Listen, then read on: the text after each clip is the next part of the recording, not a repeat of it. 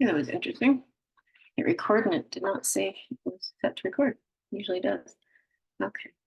Hopefully my volume is okay. If it isn't, let me know. Playing around with it earlier when I was setting things up. So welcome this afternoon. This session is called Engaging with Indigenous Languages in the Classroom. It is brought to you by the Alberta Regional Professional Development Consortia, or ARPDC, and we're funded through Learn Alberta. I belong to the ERLC, which is the Edmonton Regional Learning Consortium. Land acknowledgement first before we get going. So Tansei, I live on Treaty 7 land, which is the ancestral home of the Blackfoot people. There are Dene and Métis Nation regions 5 and 6 people here as well. I belong to Region 5, and all have contributed to the shaping of Alberta and Canada. I thank the Blackfoot people particularly for sharing their land with me. If you do know the treaty land you live on, or if you are by a settlement, or if you're one of the 3 school divisions that does not or is not close to treaty land or on it, then you can always put the names of the individual, the cultures that have been displaced from that land. Well, I'm going to start with this. Tanse, Tame, Nitsiki-san, Kiete, Selkirk, Manitoba, Odsenia, Megatutsquan, Migwats, Nuigan, Ogiskin, Wahamagunia, Kiamaga. So I've been learning Cree at Misganawa in Calgary. I'll be starting my 4th session. They'll make it a year at the end of April this year. My grandfather, and you can see a picture of my great-grandfather there, James Mowat, they spoke Cree. I am Métis, and as I get into the presentation, you'll understand Métis actually speak 4 languages: English, French, Cree, and Michif. My family being primarily British background, being Scottish and English, with a little bit of French in the family, spoke Cree. Most of the British background Métis people did in fact speak that instead of Michif, mainly those of French background. I do have some French in my family, as you'll see, but welcome. So what I said to you was, hello, welcome. How are you? So Tansei can mean hello, welcome, how are you? Tawao is actually welcome itself. And then I just told you that my name is Tammy. I'm from Selkirk, Manitoba originally, and that I live in Calgary, which is Tusquan, means elbow in Cree, and that I'm a teacher. And then I asked Kiamaga, so how about you? So who are you? And basically all that information. There are separate questions to ask for that, but I didn't go into each one because we're not having a direct conversation. So under ARPDC, I'm called a designer of professional learning. We do these sessions online for teachers that have come about since COVID to provide regular PD sessions for teachers, as well as face-to-face. I do presentations very much like this one. I also do full-day workshops in school divisions and wherever they may be requested to work with groups of educators in order to implement First Nations, Métis, and Inuit Indigenous ways of knowing in the classroom and to address specific Indigenous issues that may be occurring in their area. Selkirk, Manitoba, which is north of Winnipeg, is part of what was historically known as the Red River Settlement and part of the original colony of Métis people that lived in Manitoba. My great-grandpa, as you can see that picture, there's James Mowat. My mother's maiden name is Mowat. There are also McDonald's, Mackays, and Beaudries in my family, and the Beaudries are a French voyageur Métis family from Alberta. My family did live in Alberta for a time, a number of years actually. My great-grandfather Andrew, James's father, and family all lived in Fort Saskatchewan and also had land at Fort Edmonton. Eventually they did move back to Manitoba. Métis are known for going and traveling a lot, and particularly going across the prairies. Again, why we're all related to each other in some way or another. In Fort Saskatchewan, there is a school named after my great-grandpa, James Mowat Elementary, and next door there is a park called Mowat Park named after my family. And in Edmonton, there's James Mowat Trail. It's spelled with 2 T's, but it doesn't really matter. Next to that picture of my great-grandpa is a picture of my grandpa Rosser, who's the middle boy there, and his 2 brothers, Oliver and Stanley, and my great-aunt Tassie. in her Sunday best clothing. I estimate that picture would be about 1916, as my grandpa looked to be about 6 years old there. And the picture of my great grandpa is the late 1800s. I'm very lucky to have lots of family pictures, and particularly those ones, which are really cool and historic.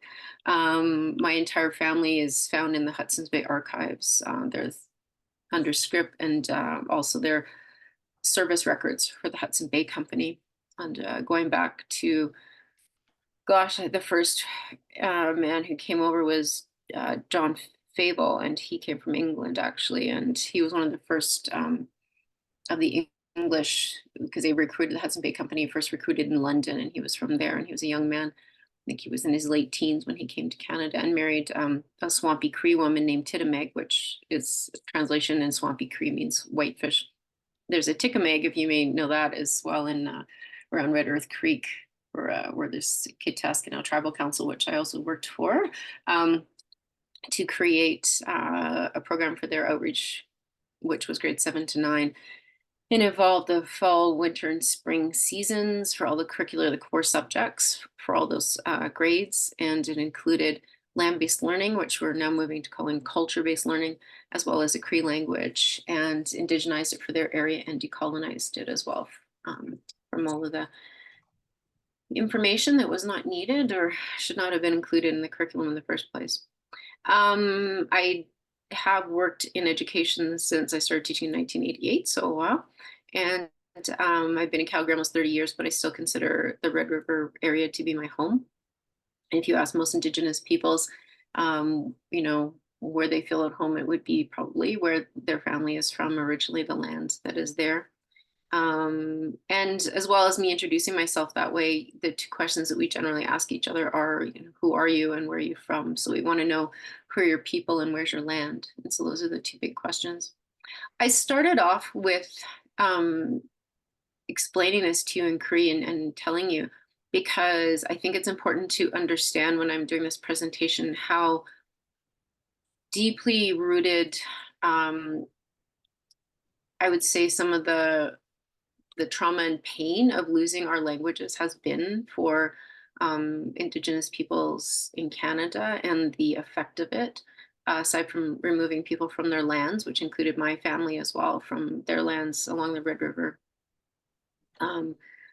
Not being able to speak your languages. Like I said, my grandfather spoke Cree, but he taught my mom a little bit, but he never taught his grandchildren. He wouldn't talk to my mom and aunt either.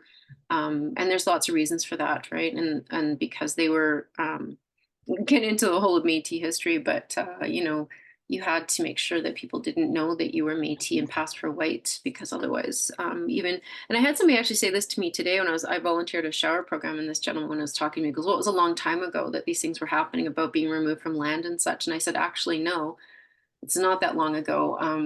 It actually, the last time that Métis were removed from land was the early 80s. It was happening in the 1970s and 80s, as well as I pointed out to him as well that there was a settlement called St. Bernadette in Manitoba, where the people were out harvesting in the 1960s, late 1960s. They came home to find their homes burned down with all of their belongings gone and their dogs shot. So that was then. And then, as well as residential schools, including Métis people attending residential schools and First Nations. And you know what?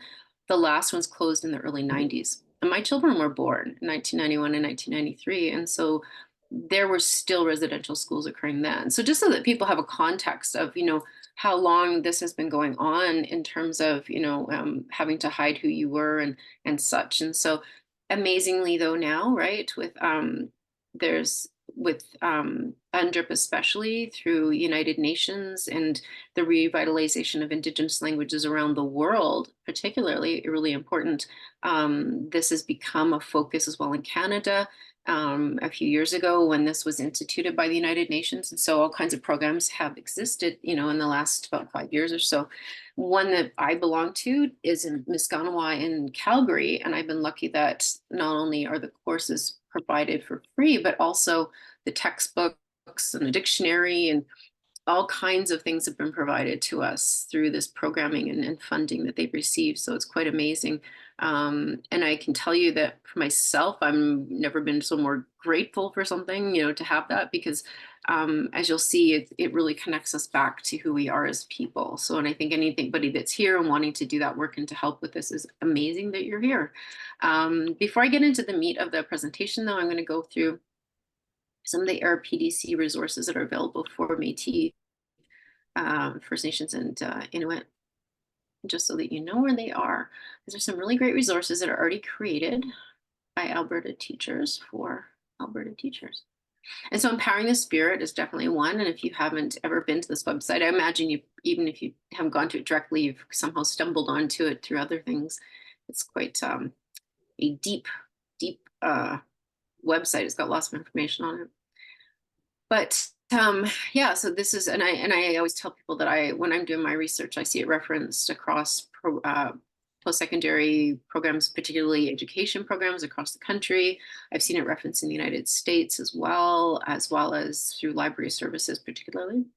If you have no time other than to take a peek at this and go to Orange Shirt Day and beyond, always try to look at the teaching tools because there are a number of things there available for you guys, particularly there is level posters, so by division for sharing circles and for Orange Shirt Day. So I'm just going to check that chat here. Somebody's posted something. Oh, hey, Shauna.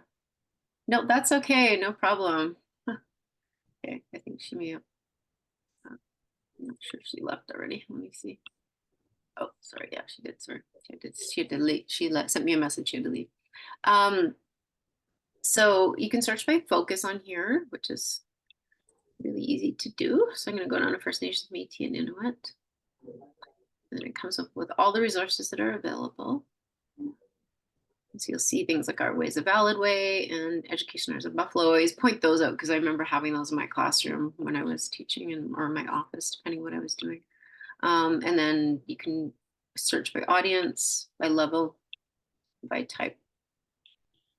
And you'll also notice at the very top of the browser too, there's browse by TQS or LQS, there's information, and then you can explore future websites as well. So there's lots of really great tools on there too. So I always encourage people to start there at least because it's already created for you guys and it's by Alberta teachers, so that's always a bonus. So I've given you a little bit of background just on a personal level, but I want to, and I know you guys are not, and this video does refer to specific Indigenous language programs, and nobody is expecting you to do that unless that's something you're already involved in, right? Because nobody's saying you're going to be teaching a specific language. I just want to be able to show you some ways to include Indigenous languages in your programming and in your classrooms. But this video does explain, again, a little bit more about that and the importance of including Indigenous languages.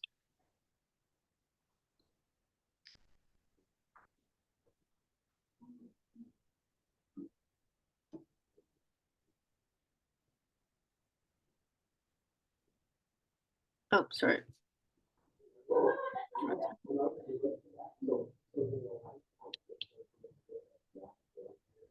Yeah.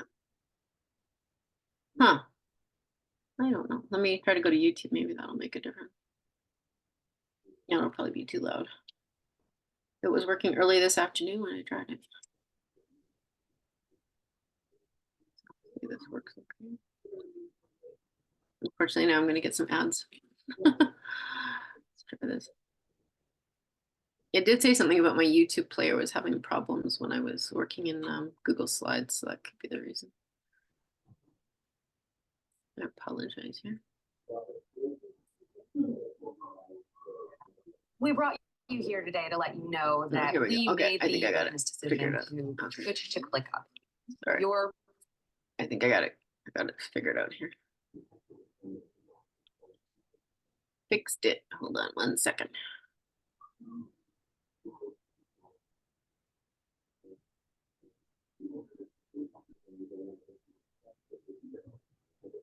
Okay, here we go.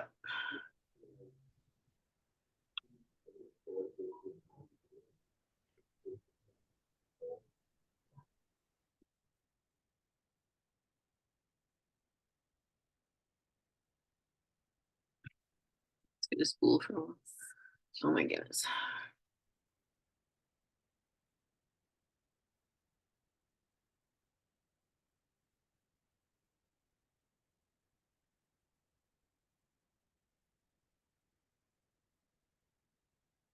When we share our language, we all have our different cultures, our beliefs, our languages. They are the most powerful gifts that we're blessed with from the Creator.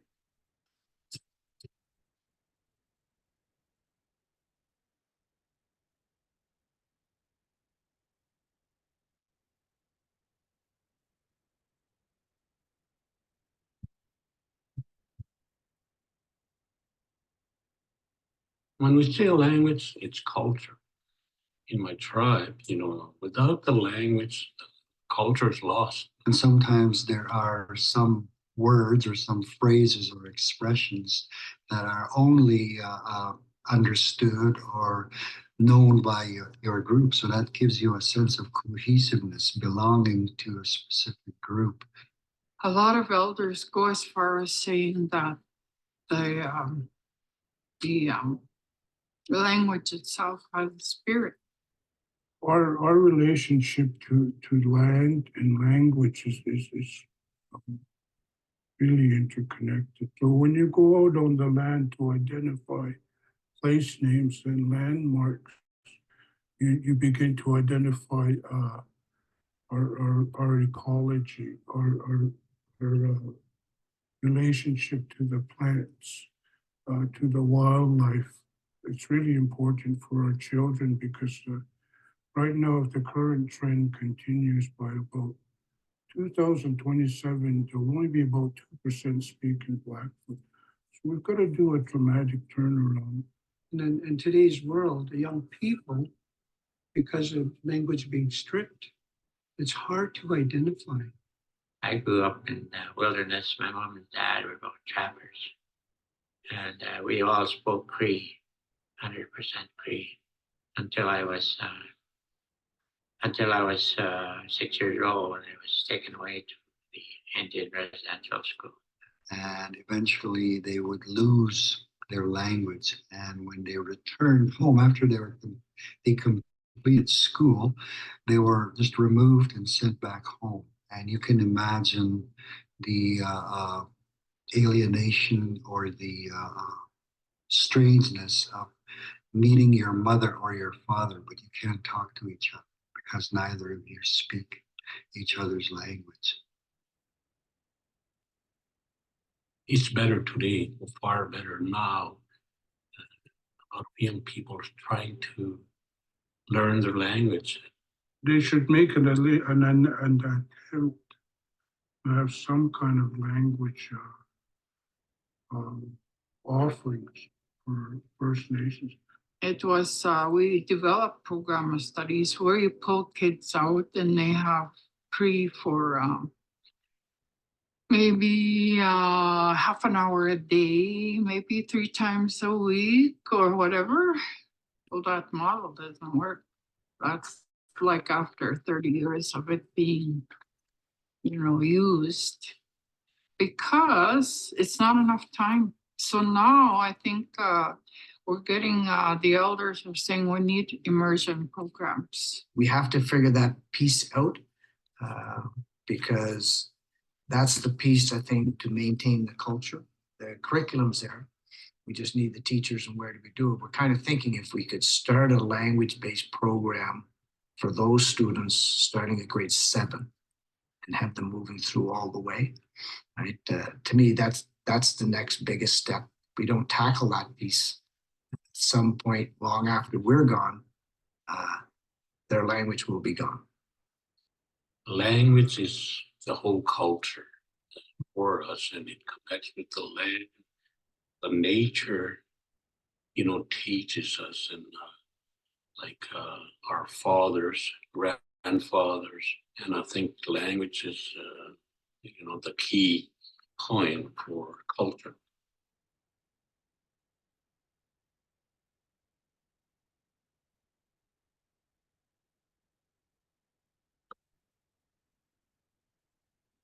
When we share our language, we all have our different cultures, our beliefs, our languages.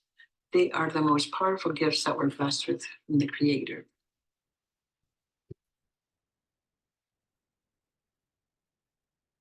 I just started a loop.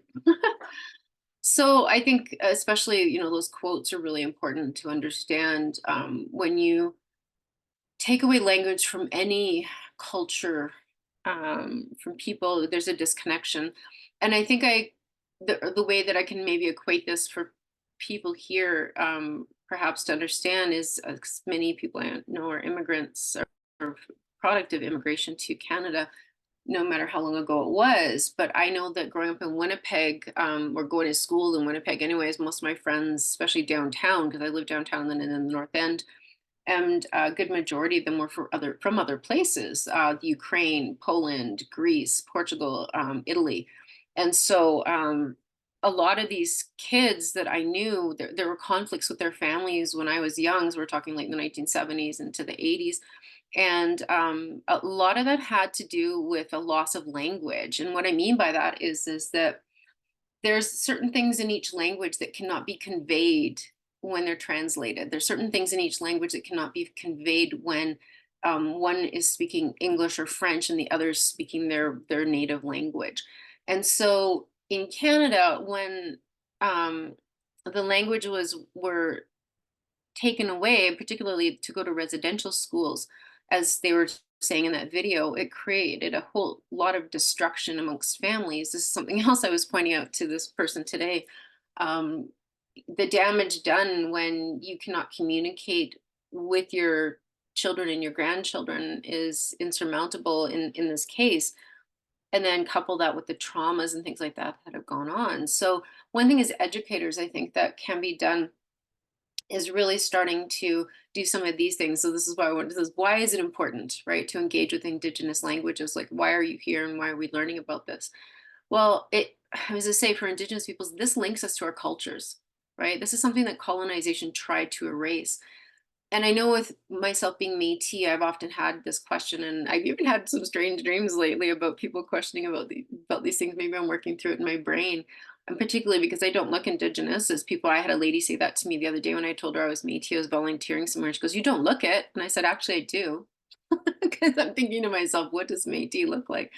I said to her, "I'm Scottish Métis. A lot of us look like me, right?" I said, this is here. She looked very perplexed. She was an older white lady and she looked very confused. And I just thought, you need to think about this, right? We're hiding in plain sight for some of you. We're not necessarily looking like we're native necessarily. My grandfather did. My cousins and my cousins do. I don't, right? Specifically. But if I'm at home in Winnipeg, I remember as a kid, I'd be standing at a bus stop in university, and if there were native people standing at the bus stop, they would come and talk to me. They could tell from just looking at me from the side, or I don't know if it was attitude or behavior or what it was, but they knew. They would talk to me instead of other people. So there's things that we know about each other that we see, but that language piece is so hard. It's really important that Indigenous kids start to see themselves in the classroom, and that people understand too, like as a Métis person, that I love that. I want to get a t-shirt made of this. Somebody that I met at a meeting, she was saying that we're post-contact pre-colonial people. So we are definitely of European background, but we're not. So if that makes any sense, right? So we are our own culture, and so we see things very differently, and we don't see ourselves in schools. This is something that's really important to us. First Nations kids, I think, are starting to see themselves more in schools, which is really important. I know that we don't for sure, and I don't know that Inuit people do, at least here.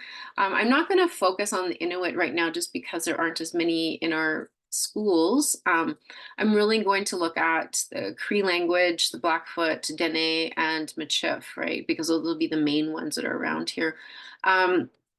It's really important too, as we look at, like that one lady said in the video, that our elders, teach us that language has a spirit like everything that's created. And that's what I've been taught in my Cree classes, is that the language itself holds a spirit and it changes people. And it does, as like, I can't even explain it. And for those even in our classes that are not Indigenous that are taking the classes, they do find it connects them to spiritualism. It connects them to everything, and it broadens your mind.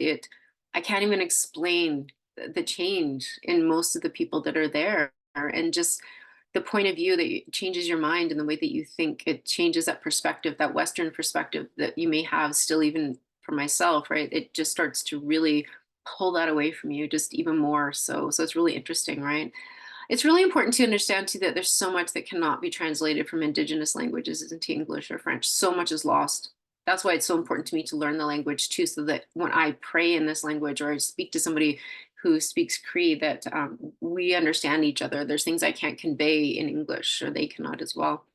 And lastly, I think it's really important that non-Indigenous students need to learn to respect and appreciate Indigenous cultures. This is the land of the First Nations, the Métis and the Inuit, and we need to have that reconciliation piece can only occur when there's an understanding of who we are and then that respect as well.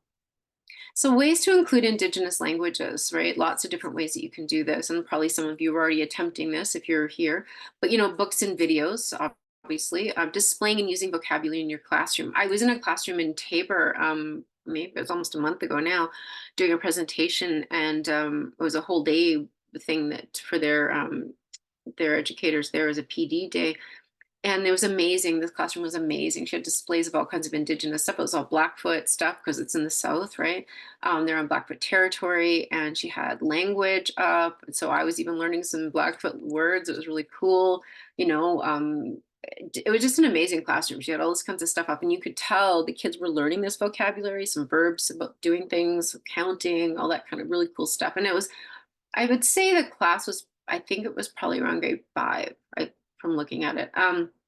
There's also, you can listen to Indigenous songs so that kids get to hear that, and understand that the language is used in that.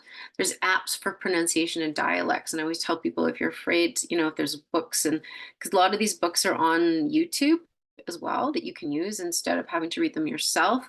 But if they aren't, there's apps for pronunciation and dialects, all kinds of them on the app stores, whichever, if you use an Android or if you use an Apple phone. And then you can invite Indigenous speakers into your classroom, and then they can, speak to the kids.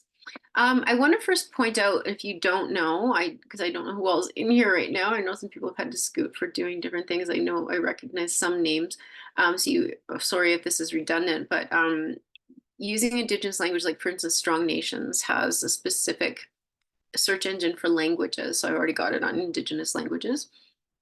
And so you can search, as you look down the left-hand side, you can search for language literature, literary studies. You can do language learning, language revitalization, oral language, and stories in the series that are involved in that. So there's all kinds of things in here by all different grade levels, et cetera, that are available in that. So that's Strong Nations. I think Good Minds, I didn't mean, I wasn't just picking Cree because I was going to the languages area, but so this will propagate all of the Cree books, and as you can see, there's 81 of them. But if you click on languages in Good Minds as well, as you can see all of the different languages that are here, right? So we've got, all the things pretty much in Canada, right, that are available for us in Good Minds. So you can look at that. And then Medicine Wheel Publishing, which overlaps because I know that they do supply books to these other publishers as well. And but oh gosh, I guess I clicked on that actually. That one has obviously in French, but they have language books here as well for different languages. This happens to be, they're on the Salish coast, yeah, that's what they're working in. So they've got a lot of that, but they've got language books for every area. And then there are Michif books, and there are more places to find them other than Gabrielle Dumont Institute, but there's the Tanshe books that are Michif English edition of the Emergent Reader series. I cannot speak today, I apologize. It's the end of the month. Oh my goodness. Anyway, but there's a 27 book set, but there are other books on here that have to do with Michif as well. Another place you might want to look is Rupert's Land Institute, because I know that Leah Dorian, who's one of my favorite authors, Métis authors for kids, has a series of books on there as well. And they're both in English as well as in Michif. So that's also a place to start. But if we look at some general language resources for Alberta, I just want to point out some websites that we have that are specific to Alberta that are created, already for us. There's Learn Alberta has a language, cultural identity, and voice page. But it does get really, it's just kind of some, excuse me, pedagogical background for teachers teachers, and really talking about, you know, kind of the stuff that I'm asking you guys to do is to really reflect on, you know, what is it about language that is important, right? And Indigenous knowledge that is carried through language, and, you know, looking at the pedagogy of that. But then, you know, Alberta education itself has some documents as well. And this is actually, and this is for Cree, but they do have different language and culture annotated bibliographies and resource lists available that you can look at that have the books already and resources that have been sourced. So if you go onto their website, there's a list of them as well, so that you can find, and the Learning Resource Center itself has these books. So that's the other part of it too, right? And it's available. And I know they have them in Blackfoot as well. But anyway, this document is available there. So there's a link for that so that you can access that. And then the U of Alberta has a really, really good website with a guide on it as well. The Teaching and Learning Indigenous Languages, and it's a literature review that was prepared for Edmonton Public Schools. And it's not that old. So it's, you know, being that it's pretty recent, just go through it. It gives you all the different background. It gives you, you know, information about Indigenous language educators as well, and then materials that have been developed. Not that I'm going to go through those documents, but I just want you to be aware of them so that you have those available to you and you can look those up in terms of you searching information. Now I want to get into the individual languages. So we'll talk about Cree first. If you are looking for resources for Cree particularly. So the Cree Literacy Network, I don't know how many people know about this, but there's tons of stuff on here. And I go here all the time myself. And I know Solomon Rad on here is called the Y dialect, but my elders have actually said that he's not necessarily using a Y dialect because that's what we're learning. But again, there's those differences, right, in languages. And Cree has 5 main dialects, but there's like 15 and when you break it down into different areas. And so anyways, there's lots of stuff on here too. For instance, like learning about colors, you know, how to say different things, and songs for kids, and Cree cultural teachings, and the sunrise song. So Wanska, so you can learn that. So you go Tante Otse, which is what I said to you guys. So Tante Otse, right? So where are you from, and talking about where you're from, and all kinds of stuff on there, and some links to some other things as well. So it's a really great place to start. And then I also want to show you guys on YouTube, there's a series of videos that are available for teaching Cree as well, for Cree language. So this is Kathy Wheaton-Bird and Cree by Kathy. And so she has a whole bunch of playlists on here and she's got beginner speaker tips and things like that. So lots of guidance. She even has Cree Christmas carols on here. And she's got stuff in Woodland Cree. So she's like all kinds of really great stuff on here too. So I wanted to include some different ones. She also has, besides Woodland, she also has some stuff in Swampy. She even has some Soto and Ojibwe there as well, and Plains Cree. So there's lots of different stuff on there. And then when you look at dictionaries, this is the dictionary that people mainly use. I have to say it's not my favorite dictionary, but a lot of people do use this. And it is looking more at the Maskwacis Cree, which is what I'm learning as well. It's very close to what I'm learning, but it's not necessarily my favorite dictionary when I'm looking up information when I'm studying. This is actually my favorite dictionary. So, and because one of the reasons is it actually has some of the pronunciation as well, but with an audio. So you can click on the audio and it will come up as well. So that helps a lot too. And then like I said, I worked with KTCA, Kataskanal Tribal Council, and they actually have some really good stuff on their website too. I don't know that many people know about it. And then this is Woodland Cree. And so they actually have a radio show. I don't know how many they've done lately, but they have had a radio show that they've done, and I've listened to it before. And then they also have the Elders app, which I have on my phone too. So they have an app that's for Woodland Cree. And they've got Culture Knows. And I know Maskwacis does as well. I also have that app on my phone. I've got quite a few of those for different kinds of Cree available. So that's some of the Nehia information. So Blackfoot, the Siksika language. So I know for myself in the South that, and I'm trying to learn more because I'm focused on Cree. I haven't learned as much about the Blackfoot. Um, but there's some really good online resources here on this particular page. Um, and I'm not even going to attempt to say anything in their language because I do not want to butcher it. But they have links on this page to their online dictionary, oral stories database, there's conversational phrases, there's Blackfoot grammar, there's a whole lot of stuff. There's resources about the Blackfoot language. Like this page in particular is just a really good one. So there's lots of stuff in here that you guys can look through too. And then the University of Calgary, because of course we're on Treaty 7 land, just like the U of A has more of the Cree stuff. And they, not to say that they don't, because they do have Cree. They also have the Dene for Sutina, and they've got some Stoney Nakoda. And I didn't include that, unfortunately, but I don't have as many resources for Stoney Nakoda. Hopefully I can add those. But tons of stuff in here as well. So they've got Siksika language, Blackfoot language, all that stuff. And they've got links to, again, all of those books and things like that, and the resources that you can order. And then the Blackfoot Revitalization Program, which is super important, that was started a number of years ago by a young Blackfoot person, which is cool.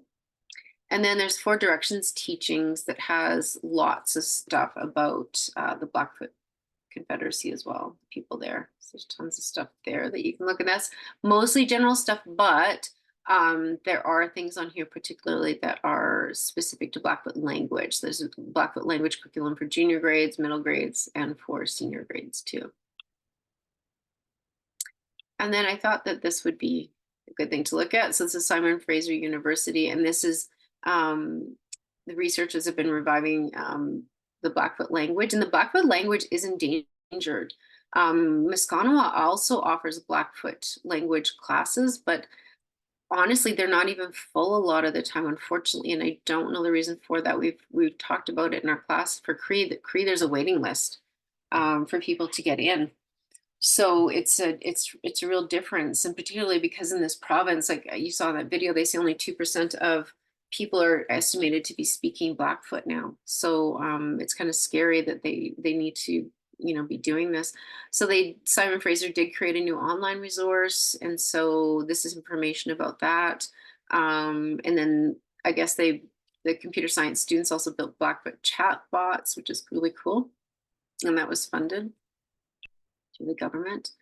And then this is also another resource for the Blackfoot language and Indigenous languages resource, but tons of stuff on here, which I think is really good. It's got the Blackfoot syllabics rather, and then the alphabet, lots of stuff about the words involved in there, and just about the language period. And then there's beginning Blackfoot languages lessons, and then a whole bunch of course, it's broken into Siksika, Pegam, Kainai, Blackfeet. So there are different ones, right? Some from Alberta to Montana, but from what I read here in Alberta, they generally refer to it as Siksika as the language.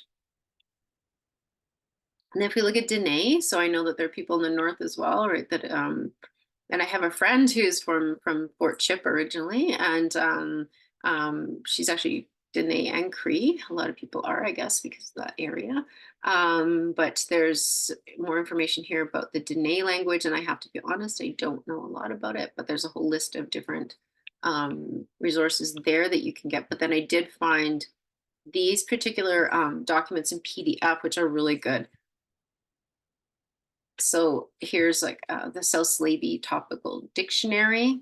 So there's a free dictionary online. I have not found a search engine yet for Dene dictionary, but at least this is available in print if anybody's interested in using that. And there's lots of words there. So yeah, that's kind of cool. And then this one as well.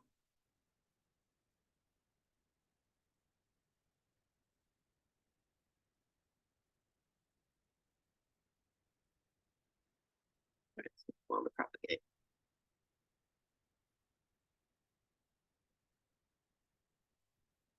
Goodness, I know it's a big file, so it's taking a while.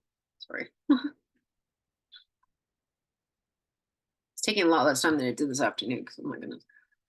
So this is actually another dictionary, Chippewa dictionary, but it's more detailed and it has lots of visuals. That's why it's taking longer to load too, because it's got lots of color in it. So it's more detailed than the other one because that's a pretty basic one, right? But and I like it too because it's divided into different sections, right? Which is always useful when you're trying to teach the kids the different words in it. So yeah. And I can't even tell you, I don't even know if my friend knows any Dene herself, because unfortunately a lot of us, like, we just didn't learn our languages, right? I know her mom speaks Cree 'cause I've met her. She and I get to joke around a little bit. It's kind of fun to do that. And this is a Dene language revitalization course handbook that I found. And I'm not saying you have to teach the kids out of a handbook, but I think it would just give you perhaps just some ideas, right? Like it has a verb phrase book in it. It's got a story, a couple of stories. It's got a Christmas prayer, all that kind of stuff in it, depending on what kind of school division you're in. This is kind of right. So it's got the different sounds that you make. So if you're used to doing all that kind of work. I've done some of that because I've worked with students that are immigrants and refugees and getting them to work with learning English, doing some of that stuff with ESL. So I know because we have a computer program that we've used before that uses those visuals as well. This is another site that I found too that has First Voices, and it's a beta version, but it does have word of the day, and which is nice too because it has the audio, right? So it's nice because and I know the audio, because they get people to record, the Cree ones are like that too. They got that fuzziness in the background, unfortunately, but at least it's better than nothing at this point. And then this is the Dene resources on here. So you'll see down the side, there's a whole list of and also they've also have the Inuit resources as well, which I didn't necessarily include. And they also have some Cree ones there too. So there's lots of stuff on this page for you guys, and it even has the orthographic conventions. Like I said, that's the ones that I used when I was teaching ESL. And the Michif. So we'll get to Michif. And as I said to you guys, the Métis speak one or more of 4 languages. Michif itself is disappearing. There are more of us that speak Cree. And I think that's probably because there has been more funding available for that and more work done with that. My hope for myself is because I have basic French from Manitoba as well, probably more French than most people do, but basic for me, that I can, once I learn Cree, that I can learn Michif as well, because I've looked at some of it and the crossover in terms of, because it is a cross-cultural language, to be able to do that. But there are more resources, and I'm going to show you some of those. So Rupert's Land has developed some. And Rupert's Land is also the one I mentioned to you, has some of the Leodorian books, especially that are in English and in Michif. And this is a foundational knowledge theme, and I'm actually doing this course right now. There's a number of these books that are involved in it, because I would just, for my own knowledge of learning about the Métis, particularly in Alberta, because I grew up in Manitoba, and getting more of that history, I'm always learning more. But it does give you some of that background information. It gives you ideas about, the Michif language. It gives you history. It gives you history of the people in terms of understanding the combination of that, mainly Cree and European, but there's also some Ojibwe involved in it sometimes too. In my family, there is for sure. But talking about the development of the Michif language and how that works, because often people think that it's like I even actually, somebody said this to me the other day, it's a patois language, and I had to first of all explain to him. I said, well, it's not. But secondly, please don't tell me about my own culture, because seriously, he started to actually tell me, and people do this, they do it to First Nations people all the time, to explain it to me. And I was like, no, that's not it. But anyways, there's all these lessons on here in Michif. So there's tons of those on here as well. So that's something you can look at. And then Indigenous Voices is at the Métis Museum. It's something that you can look at. It's got a mature collection on here, but down here there's also lessons as well.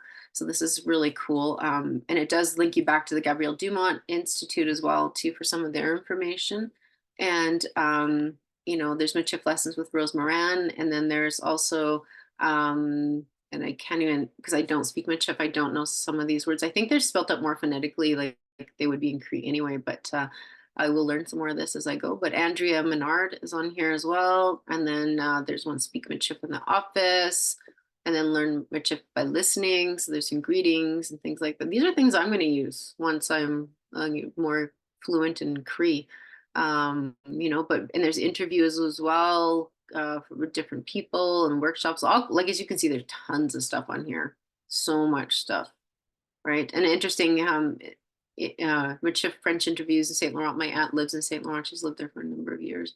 But yeah, as you can see, lots of particularly French names of people that live there. And then these are also languages of the Michif lesson plans that you can access. So they'll download onto your Google Drive. And so there's, like you can see, there's K-2 Michif colors, engaging Michif weather, introductions to heritage Michif, Michif animals, all the things. And there's classroom labels that you can use, the frog song, introduction to language. So there's all kinds of stuff on there as well. So many resources. And again, it depends what you're looking for. And I know that everybody's in different areas and, you know, connected to different local areas in terms of where they're at.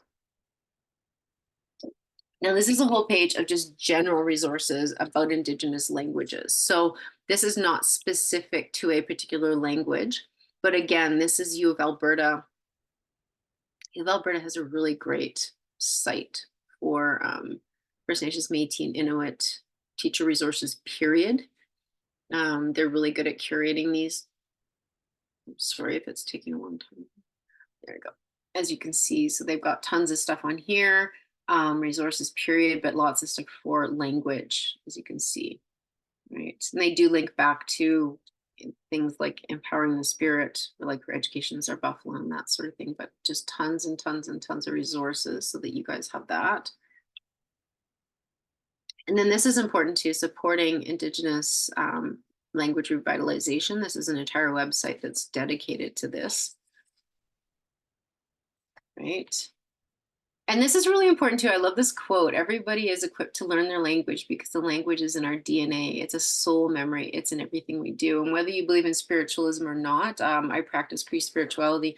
And this really does touch home for me because the language, once I stopped getting over my fear of it, did come naturally. It was very natural, as a matter of fact, to even start to think in Cree. And I don't know if it's because I did hear my grandpa when I was a child, or I heard it around me as a child, but because there were people speaking it when I was a kid. But it just seems to be there. It's in our souls, right? For some reason, you know, but talking about that and just some background information about, you know, living the language and what it really means. And for me, in terms of spirituality, it's really another thing. Like I said to elders, I was like, I really want to be able to, whether you believe in this or not, I want to be able to hear my ancestors, my Cree ancestors, when I am in the sweat lodge. I want to be able to hear them. I want to be able to pray in that language so they can hear me as well. And so that's a really important thing for me. This is a link to a Cree resource, the University of Regina. There is an updated version of this book, but if anybody's interested, the reason it's really cool is because it has the textbook, it has a workbook, but it also has audio with it too. So if you're interested in learning any of the Cree language, or you're looking for audio recordings to teach the kids any of the phrases, there's a link and you can download all of them as MP3s. So this is a really good website.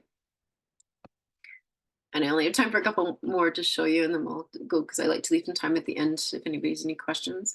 But this is also, you know, looking at more revitalization, talking about, you know, introducing yourselves, right? So they have a Facebook page, they have all that kind of stuff. They have a Twitter account. So it's an, you know, Foundation for Endangered Languages.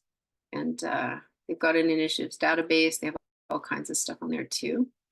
So those are places to look. And it's also good for if you're teaching the older kids, like high school, and that this also gives them some places to do research if you're looking at anything to do with, you know, language revitalization, particularly for reconciliation. And this is a really cool one on Canadian Geographic. I just want to throw it in. It's mapping Indigenous languages in Canada, which I thought was really neat. personally, I just thought this was really cool. And it's about the number of people speaking Indigenous languages at home. And so this is pretty cool. But yeah, anyways, there's an article there. You can look at that if you want. Again, too, like I was thinking in terms of, if the older kids, I know grade 9, I taught grade 9 as well. And that's something I could maybe, I think of giving them a project to do. And then this is a page that it's just for Indigenous languages, and it has links to dictionaries and different books in the different languages. So there's books, for instance, Spirit by Richard Van Camp, and I know that's used in school sometimes, but it's available in the Dene and the Cree, and well, 2 different Cree, well, and also, and then yeah, 2 different Crees there. No, there we go. But so there's some difference. Different ways that it's available as well. So, and then if you also have Indigenous students in your classroom, that's something that you could make available to them. But yeah, and I have a couple more there too, but I'll let you guys, when you have time to look at that, there's resources at the ATA that are available for the International Decade of Indigenous Languages. It's still going on. And then the Indigenous Languages Resource Center at the Calgary Public Library. But I'm going to stop recording. And then I'm going to stop share. And then that way, if anybody